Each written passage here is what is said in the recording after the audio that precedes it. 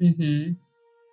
Well, everyone, welcome back to a very exciting episode of the Storybox. Today, my friends, I'm delighted to welcome Nedra Tawwab, if I said your last name correctly. Yes, you did so well.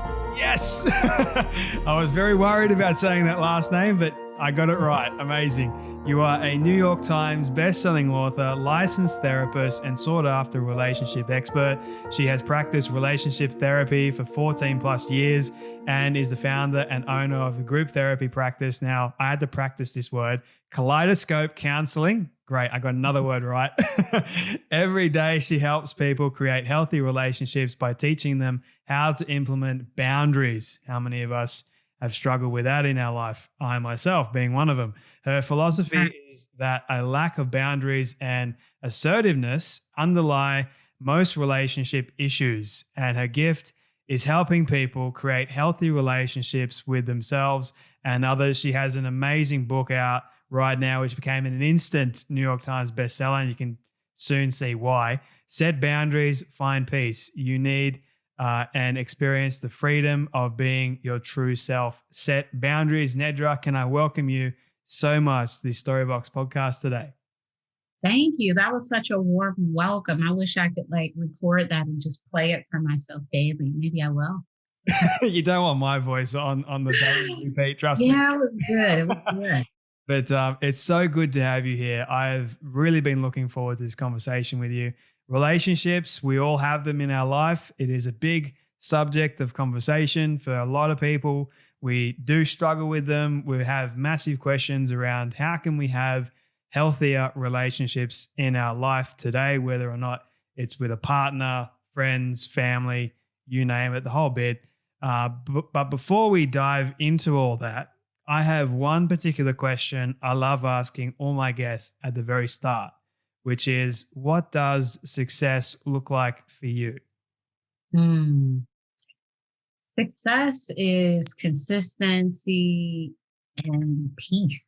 I think having the freedom to be unworried about things, to feel free is success. And that's what I'm constantly trying to move towards. And I feel like, some days I'm there, some days I'm not. Today is a good day. Mm. Have you ever struggled a lot, I should say, in your life with finding peace? Because you mentioned there it's a daily thing. So I'm always curious, like, how can we find peace in our life every single day as opposed to yesterday, so to speak? There was might have been a bad day. I think waking up and doing things a little differently. When things don't work out, sometimes we have a tendency to keep doing it Mm, instead of figuring out ways to shift our perspective, shift something in the day to make things a bit easier for ourselves. So right now I'm practicing, what could make this process easier? What sort of supports do I need? What can I be doing differently? And that certainly makes the day more peaceful because I'm not repeating the same mistakes from yesterday.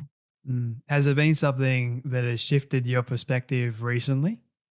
Oh my gosh. So the morning routine with my kids, it was terrible. And just recent, it was, I'm admitting it. It's like it was loud, it was confusing. And recently, I've really leaned on technology to set like this soothing song to wake them up. Then I set like a little timer for them to get dressed, a timer for them to brush their teeth. Then we do a little meditation and we're out of the house. Mm, And it's just been an easier process. And that has been after at least a year of get your shoes, just pandemonium. And I was trying to tweak stuff and I couldn't figure out the right sort of thing. But this seems to be working a lot better because we do want to leave the house with ease and not like, oh, we're all upset and frustrated. So, just learning to implement things, in a new way when stuff isn't working out and the old way was not working. mm. What were some of the things that I guess surprised you when you first became a mother as opposed to now? Um, when I first became a mother, I was very, very, I remember the first week with my daughter, we didn't sleep. Like we held her all day, my oldest daughter. We didn't know what to do with her. Like we thought we had to hold her. And then I don't know if we told someone about this and they were like, you can put her down. I'm like, like we were taking shifts, just holding her, like while she slept, while she, it's like, let's just sit here and hold her. Mhm. And now I know that, kids need autonomy too. Mm. And that autonomy is something that helps them to be better people. They're constantly fighting to have their independence. That's why we get so many no's from kids because they're trying to gain like this power and freedom over themselves. And the more we can honor that for them, the happier they'll be. It's like, well, I mean, yeah, sure, dress yourself. Do I really care about, things matching? Go ahead, put your shoes on. It will take longer. So, it's things that we have to learn to be patient around as they are learning to do things on their own. So at first I was like, no, I have to hold you. I don't know what to do with you. And now I'm like, okay, I think you can figure this out. And, Mm. lots of times they do. And when they don't, I encourage them to ask for help. Mm. I think the autonomy factor is an important lesson that we all need to learn. Each and every one of us, we need our alone time to unwind and refresh. I know that I need it. But Mhm. what I'm fascinated by for you, Nedra, is what have your kids taught you about having healthy relationships? Mm. Yeah, I would say I was pretty decent with boundaries, but when I had kids, the time that you have for things is reduced. And the time that I have for unhealthy relationships became extinct. It's just like, I don't have time for this. I don't have time for the drama, the chaos, a lot of these things because I don't have a lot of time to myself. And the time that I have to myself, I want it to be in peace and quiet. I want it to be relaxing, restorative, leisure.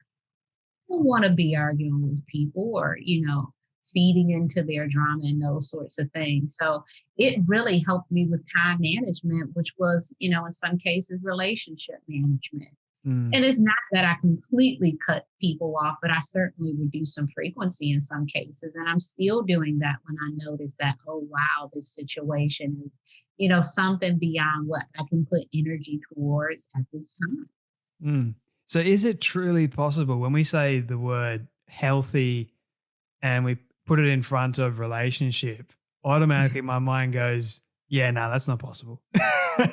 But I'm curious, is that actually possible? Like, what do we need to do in order to achieve a healthy relationship?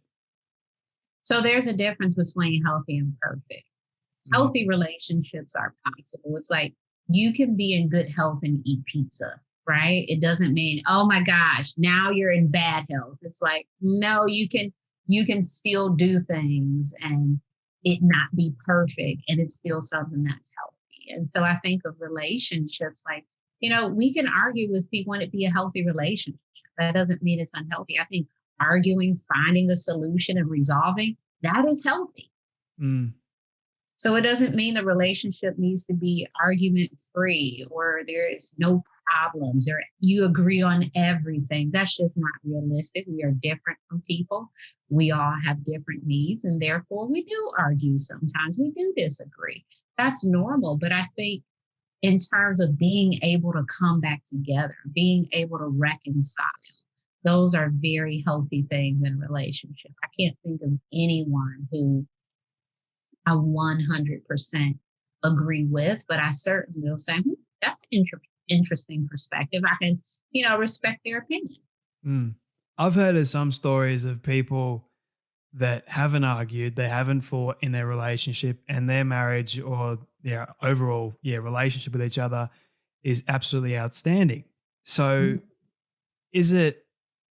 I guess what I'm trying to ask here is having like is it inevitable really to argue, to fight back, within relationships, or can you have, I guess, is it unique to have people that don't argue, that don't fight, and still have a healthy relationship, or is arguing actually healthy?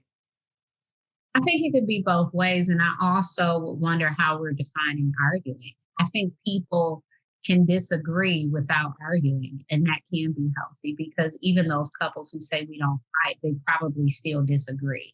Mm, And I think when we think of arguing, it is yelling. It's someone storming out of the house. It's not talking for, hours on end. And yeah, lots of people don't experience that. So they would say, well, we don't argue if that's our definition. But a disagreement, could potentially be an argument depending on how you're defining it. So I would say that, even those couples who aren't having heated disagreements have some disagreements. mm. Have you had like an argument in your life that you thought that you could never, it wasn't possible to actually recover from? Um,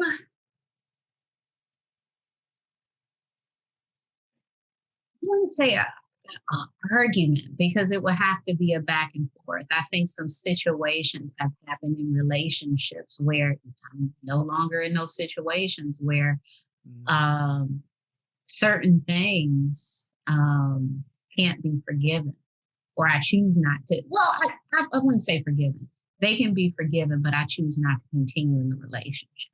mm, For me, trust is a really big thing. I think for a lot of people, but it's one of my highest values. And if I can't trust people, I don't even know what a relationship could look like. mm. Which is another Because big topic in of itself. yeah, it's like I don't know what I can do anymore if I can't trust you. And so because that's such a big thing, I have, some relationships where trust was violated. Maybe I said, okay, I'll try again. And, they did it again. I said, oh, you're an untrustworthy person. This wasn't a mistake. Mm, That's what this is. This is a pattern of behavior, and I am tolerating it now. Got it. mm. So, in those situations, I think that, we make a hard choice or we decide to, stay in a relationship and hope the person will change. Mm. I could go into the topic of trust and building trust in relationship, Mhm. but I want to get to boundaries in just a moment. But what I'm curious about is I want to sort of backtrack a little bit and ask you what sort of interested you in becoming a therapist in the first place? What was the catalyst for you? I've always been the sort of person who loved to listen to people talk, and I like to talk as well. I remember when I was in elementary school, I would hurry to finish my work, and because I just wanted to talk. I'm like, okay, I'm done. I finished it. All right. What were you saying? I just wanted to be in conversation. In high school, I remember we would skip class and we would just go sit and talk, me and my friends. I really enjoy deep dialogue, and I like connecting with people um, around, certain things in their life. I like to be that person where people are like, I've never said this before. I'm like, I know I have good questions, right? Like I enjoy that. I enjoy getting people to open up, getting people to look at things a little bit differently because I truly believe that talking is healing. Mm, I think for many years when I didn't have therapy, being able to talk through things with people was therapeutic until I was able to get to therapy.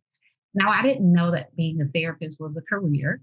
I didn't know any therapists. I think Frasier was on, but I didn't know any in real life. I remember Frasier at some point in life, and every therapist you saw on TV, it didn't seem like a thing to do. But I went to college, and I thought I wanted to like be a professor, if you can believe it. I was like, I'm gonna go get a PhD and be a sociologist and all of this stuff. And I happened upon grad school for social work. And initially I thought I want to do like policy. And I got this internship doing like this grant writing stuff, and I absolutely hated it. mm. I did not like it because I wasn't able to talk to people. It was so much like business building. I'm like, what is this? The annoying And stuff. I actually left that internship. I was like, can I get an internship where I'm like talking to people? And I got another internship. And from there, I was like, this is what I'm supposed to be doing. I am supposed to be listening and talking. The first time I had a client, I was like, this is magic. Like, it was like finding the thing you're supposed to do, because before then it was like, well, I know I like to talk. Who's going to pay you for that? I know I love to listen, but who's going to pay you for that? I've always gotten in trouble for it, right? Mm, But now it's like, wow, like people want to hear me. What an honor to be able to, do something that you naturally love. So, every day I show up and, it feels like I'm just in class again. mm. I'm just sneaking away and talking. Were you nervous like when you first got your client? The first Oh time? gosh, yes. I used to have dreams, and in the dreams, it would like be a therapy session. I was just like nervous about like what to say. What do I say next time? Like, what if I say the wrong thing? Because it's such a precious space to be in with people, for them to really rely on you for answers. And, I've been doing this for 14 years, and I would say the first four, I was like, let me look at a book and make sure I'm doing this correctly. Of course, I had like supervision and all of that stuff, but it was like, don't know what to say. And I think of being a therapist as like improv, because we don't know what's going to happen next, but we do have to have like this sort of response, or, that's normal. It makes sense that you feel that way. We have to have this level of response that's just like immediate and in the moment. And we can't rehearse, we can't practice. It's just like whatever you come up with. Mm. So speaking about your first time with the client and sort of being nervous, and I guess this is a question I wanted to steer away from trust, but it's sort of bringing me back. Okay. It I'm curious about your first moment of building trust so that that person could be vulnerable enough to open up, because I feel like in order to be vulnerable, we got to somehow trust another person Mhm. wholeheartedly. So in your experience, how were you able to do that? People want to talk, even quiet people. I think there's an assumption that quiet people don't like to talk. And I'm like, can you tell my quiet friends that? Because they don't stop talking. Um, so people like to talk. What stops people from talking is how the people around them listen, Mm, the feedback they receive, the judgment they perceive from others. And so when you take some of those things out of the room, when you say things to a therapist and my face is straight, when you say these things that people are just like, and I'm just sitting there like, okay, say more. It's like, what? What just happened? And mm, so you build trust by allowing people to share their story and not being judgmental about what they're saying. You build trust about, around letting them just talk. Sometimes, I'm looking at your background, and just sometimes just talking about things like, what's your favorite movie? Why do you identify with that character? When did how many times do you think those sort of things make people talk about themselves and they don't even realize it? Because if you identify with this character, that character has something to do with you. And so now I'm figuring out like, oh, okay, so you have this adventurous side. And people can freely talk when we find topics that they can really dig into. I've had clients where, it's taken, weeks to get them to talk about the stuff that they came to therapy for, but they certainly can talk about, the housewives, or, like all of these reality shows. But what they're doing is like gauging how I respond, gauging my personality. They're trying to see, can I trust her? Can I say this stuff? And so you let it go, and you allow people to talk about those things that make them feel really comfortable, and eventually they are talking about the deep and heavy stuff. mm. Sometimes I struggle to be quiet on my own show because I have so many stories and I'm like catching myself. Okay, I want to talk here, But I'm like, no, my job, ask the question, get the other person to talk. So, Yeah, so that's the cool thing about Instagram, and a big part of why I started it, because as a therapist, I'm listening. mm, I don't get to talk a lot. Sometimes my clients are like, "Do you have anything to say?" I'm like, yes, here's the thing. And so doing, the podcast, writing a book, creating content, that is my time to talk. But in the therapy space, the time really is to listen, maybe to have some back and forth banter. But it's really for you to share your story. And any story I share is to help you connect more with your story. mm. Do you have a list of questions that you sort of run through with each person, like in the moment? I don't. I don't. I have some in my head. I have some in my head that are just like general questions that I'll, ask people like our first visitors. So, but no, I don't have any general questions because people are so different and they'll take you different places. Mm. Do you have a favorite question you love asking all your clients? Not what's wrong with you. But no, no, not what's wrong with you. But I do like to ask them about trauma, and I give them some examples. Have you ever been in a car accident? Has someone ever died abruptly that you were close to? Have you ever witnessed something that you couldn't stop thinking about? Because sometimes people have trauma and they can only think of sexual abuse, homelessness, and physical, like these very extreme things. And we can be, really going through things just based off of a teacher that we were really close to dying abruptly in the middle of the school year. Mm. Like it's so many things that we can be having a response to. So I do like to ask people, have they ever experienced trauma, and then give them some examples.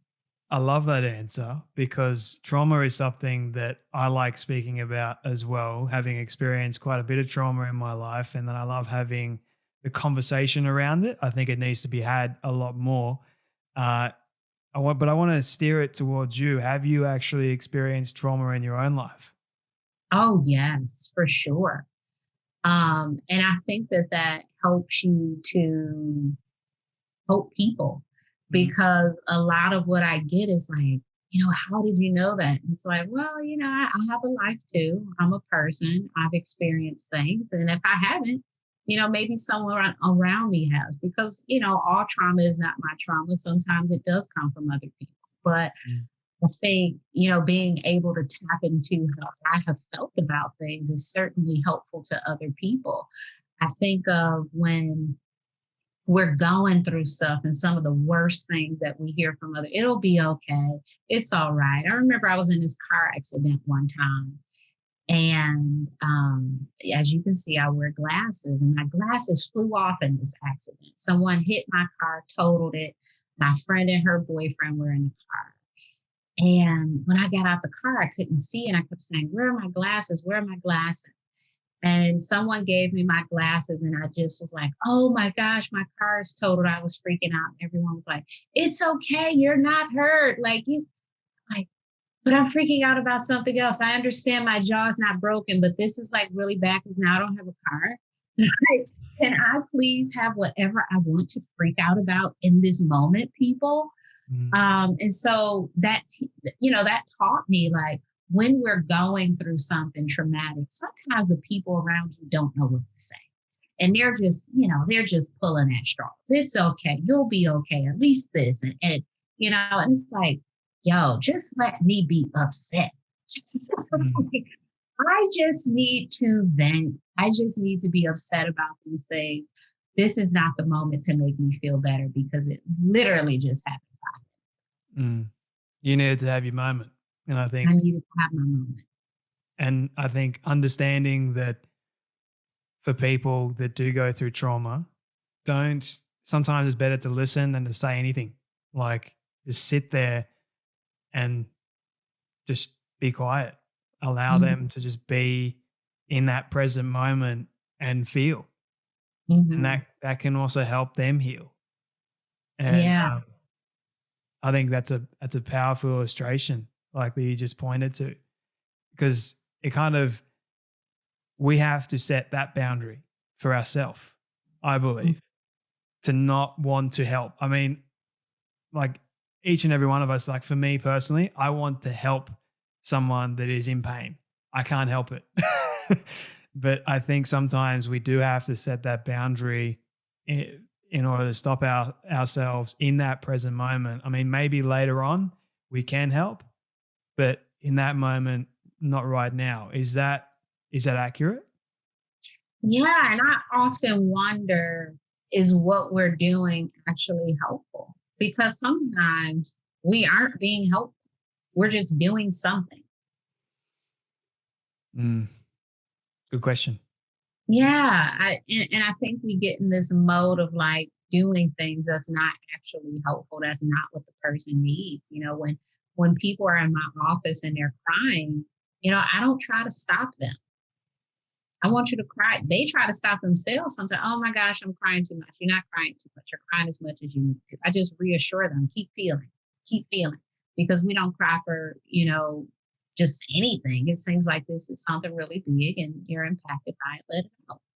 Mm, Because you do need to just be able to feel. You do need to just be able to, have whatever reaction. We feel so guilty about things. I remember when I was in college, I met a friend. And soon after we met, her father died. And, I was like, oh my gosh, I'm so saying all this stuff. And she said, hey, me and my father didn't have a good relationship. I'm upset that he died, but, it's complicated. And I said, oh, okay, mm. okay, got it. Wow. So, can we speak a little bit more about setting boundaries, like in our life, and the best ways to go about setting them? Because for me in particular, I Mhm. don't find them easy to actually set. Mm. Yeah, so I think what would be a wonderful exercise is for you to think about the boundaries that you already have and what makes it easy for you to have those boundaries. Because you already have some boundaries. I don't know what they are, but you have some. And I wonder, why are those things easier to implement than the ones that you're avoiding or the ones you're not setting? And two, we really have to believe that we are worthy of boundaries and that we're not going to get in trouble. There's no one who's going to get us, but there could be someone who has a reaction that, maybe makes us uncomfortable. It doesn't mean that you're doing a bad thing. People don't have to like every single thing that you do. It's okay. You won't always be liked. You'll live, and you will live with your boundaries intact. Mm, The moment that we get outside of our heads that people have to be happy with the boundary, we can start to set them. The biggest thing that gets in the way is, what will they think? What will they do? How will they feel? What's going to happen next? All of these what ifs, assumptions. And sometimes we just need to say the thing. mm, We just need to say it. And there is no easy way to say no. mm, Maybe you can say, oh, no, not today. No, thank you. But you're still saying no. mm. I think it's hard to, for me in particular, I know I need to set the boundary in Mm. this particular area of my life, but I don't want to because I'm afraid of what, like you just said, the what ifs. What if this happens? And it's kind of like I don't have control in that moment. And that control brings about fear, worry, anxiety, so to speak. So then I go away from actually setting the boundary.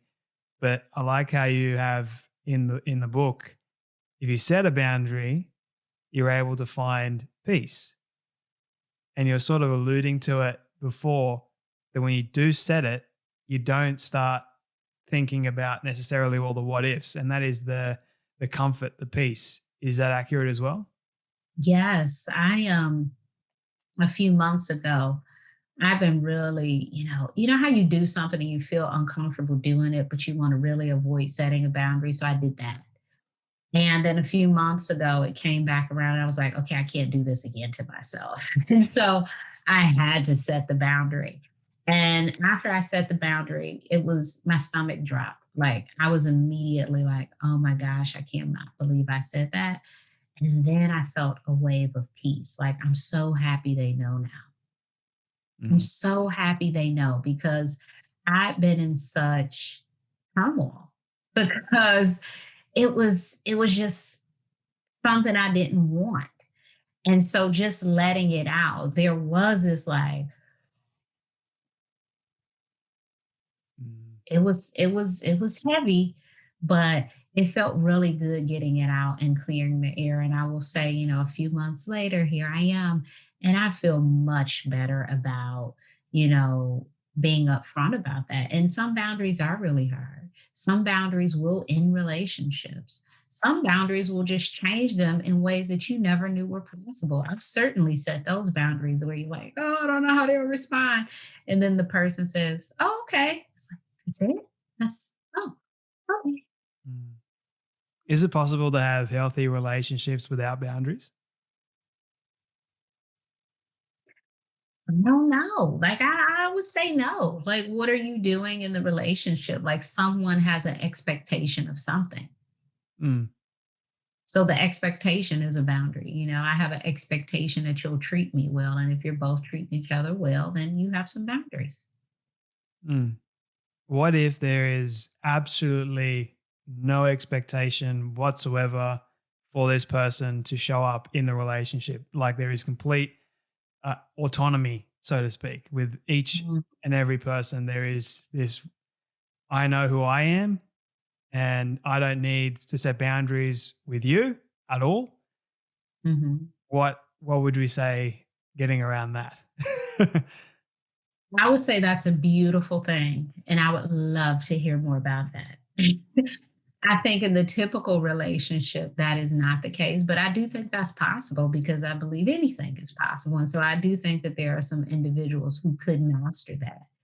I think typically what we see is a lot of unmet needs, unspoken needs, expectations in relationships. But it's possible to allow people to exist and you exist and you come together at some point. I would love to experience that kind of relationship for myself. Like I was sort of asking you because I want to know that it is possible, so to speak. Like I guess it's an individual going on their own journey to get to that place, and finding their own sense of worth, their own sense of peace, and Mhm. not necessarily bringing all their wounds into the relationship to basically dump them onto the other person. Because Mhm. I mean, like I've done that in my past relationship, so that hasn't been healthy and it's caused problems. And Mhm. then the idea of jealousy comes up, which is something that I'm still working on. I'll be honest, I'm still working on it today. And I've always Mhm. been curious about uncovering the root cause of jealousy. Is it because I haven't set a boundary in my own life to stop myself from being jealous? Or can we therapize me for a moment? You know, when you talked about that jealousy, it really made me think of attachment, the attachments we have to other people. And I think sometimes jealousy can stem from some sort of anxious attachment. We're worried about what this person will do with us, what they're doing outside of our present, what they'll do with other people, all of these things. That is certainly a way that we can be anxiously attached. It comes across as jealousy. I think that's very common for us to, sort of worry about our partners. And I think to some extent, having some interest in your partner or what they're doing makes sense. But in others, it can be harmful to the relationship. If, who are you texting? What are you doing? Let me see your phone. Those sort of things. It can be harmful because it is, perhaps an indication that you don't trust the person or you haven't developed trust for people. Because sometimes we can be jealous and it's not the person in particular, but people overall. And the only way to learn how to trust people is to trust people. Mm. Is it also it might be towards that person might not trust themselves? I'm not saying that's me at all, but could it Mhm. be they don't trust themselves, so therefore they don't trust others? Yeah, I think sometimes when people are jealous and they throw things out there, it's like, is that something you've done before? Because it's certainly not what I'm doing. Mm. I'm actually sleeping. So, I think sometimes people will put things out there, project, some of the things that they've experienced or some things that they've done onto others. And, it is important for us to work through our stuff while we're in relationships or even before we get into them to make sure we're not bleeding our, injuries onto other people. I sort of want to backtrack a little bit and sort of touch on helping others. And hmm so you're a therapist that has no doubt helped countless people. Um, and has there ever been a case for you where you haven't been able to help that person or those people? Absolutely. Um, but my job is not to fix people. So I think planting seeds is helping. I don't know when people will harvest, when the little seedling will come up, when my voice will appear. I don't know when those things will happen. But I think that I'm still helping just by being present and trying. And I can't make people change. And, early on, I did a lot of work with kids as a therapist. And I realized, I did not like working with kids because the outcome, it takes so long to see the outcome. Oh my gosh. It's like, okay, I'm doing all of this work. I don't know what's going to happen with this kid. And it was just like, I need something that's a little more tangible. I feel like with adults, it's like you see a little bit more. With kids. So much of who they are is out of their control. Something can happen with their parents and, all of these sorts of things that I was like, I don't know if I like this as much as working with adults where I can see a little bit of something and I can say some things that will eventually penetrate. I do think I eventually evolved to working with teenagers and that was a bit better. But, I really like the space of I am not here to fix your problems. I'm here to help you. And my help may not be immediate. My help may not come to you for years. I've certainly had clients who I haven't seen in years. I was out one time pre-pandemic. I was out one time with some friends and, someone came up to me and said, I saw you years ago and I just want you to know that I'm doing better now. This Mm. was years, this was, I think it was, a few years ago. And so this person left abruptly. I didn't know the end of their story, but, eventually, I guess, whatever we worked on, it did help. And so it may not be today, this week, next month. I just want to sprinkle, some of these things that could be helpful at any point when you want to use them, because I'm not always applying the things that, could be good for me. And so I expect that other people don't either. And that's okay. Mm. Nedra, I appreciate your time today. I've got two final questions for you, if you don't mind, because I do want to be respectful of how busy you are. Um, really enjoy this conversation, by the way. I could talk to you for ages. That's God honest truth. um, so your book, Set Boundaries, Find Peace. If I was to pick up a copy of it right now and turn to any page or chapter that I could get the most out of just by looking at it, what page or chapter would you recommend that I turn to? Oh, wow. I love chapter 9. Chapter 9 is the chapter where I discuss boundaries with yourself. Because I think the biggest area of boundaries that we can implement are the ones that we have with ourselves. And those spill over into our relationships with others. Because so much of what we try to do with boundaries has been controlling other people when we really have to prioritize what will we do in this situation. Mm, What will I, if this person doesn't change, what do I want to do? That is the boundary with yourself, because you can stay, you can leave, you can try to think about the situation differently, you can ignore the behavior. You have a lot of choices. And so it's really important that we exercise our choices. It's really important that we think about how important it is to be disciplined in our boundaries or mm. disciplined in these things that, are happening in the world that we say we want to be different. We have to do that work. And so my favorite chapter is 9 because it's all about you and holding yourself accountable for your boundaries.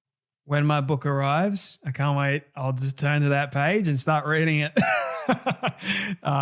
Nedra, my final question for you is my all-time favorite question. It's a hypothetical one. So I want you to imagine with me for a moment that you've been able to reach the age of 100.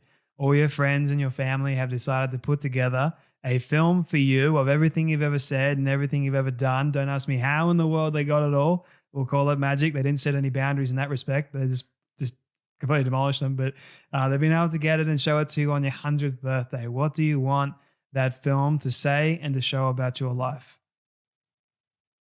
Mm, wow, what a good question. I would love that film to show my progression as a human. I would love for it to be, a little baby me, older me, and some audio clips of me talking because, I would like it to reflect like when you go back and read your journals and you're like, what? What? Like, like I just want to be able to see the video and witness my growth. Mm. I feel like that's a perfect send off message today. Thank you so much, Nedra, for your time, your energy, everything that you're putting out there into the world, and for being a guest today and sharing your story on the Storybox podcast. Where can people find you and buy your new book? Yes, so I am most present on Instagram at Nedra Tawwab. And my book is available everywhere that books are sold. It is Set Founders Find Peace. Nedra, thank you. You're welcome.